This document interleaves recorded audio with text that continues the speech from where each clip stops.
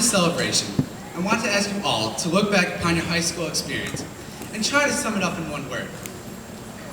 I guess for me, the only word I can think of is pride. Pride. How simple, and yet it makes so much sense. It's not just another word that can be simply thrown around, something that lacks a deeper meaning. Pride is something that becomes part of you, part of who you are and what you stand for. When I began to think upon the last 4 years, I couldn't help but think about how far we've come.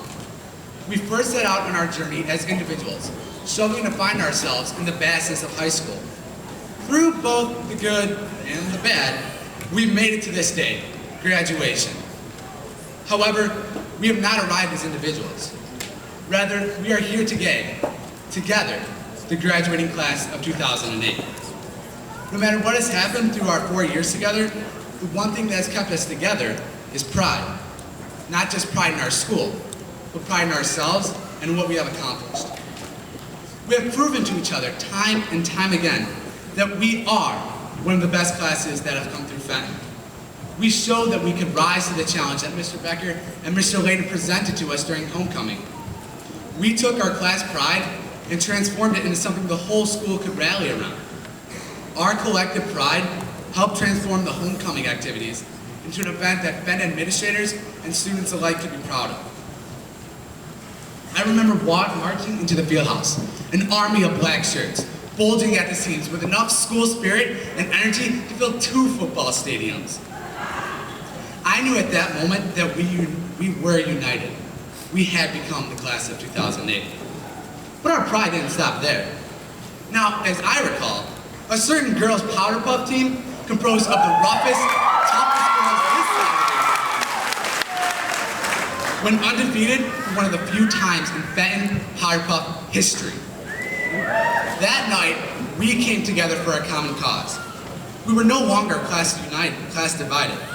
All the niches and cliques had dissolved, and we were united as one group.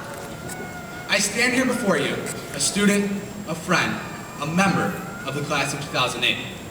Like all of you, I too will miss the friends that I've made and the experiences I've had. Yet, as I look to the future, I can't help but be excited. Looking at what we have accomplished this year together, I'm overwhelmed with the possibilities that await us.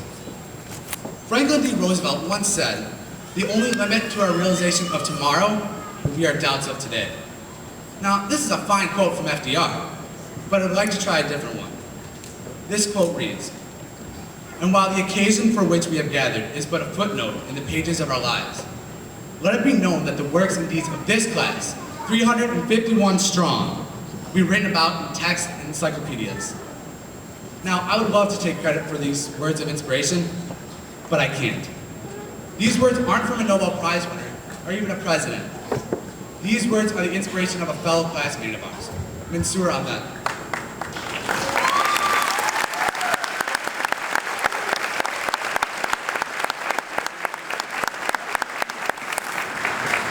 As the class of 2008, we are the generation that can and will change our nation and the world in which we live.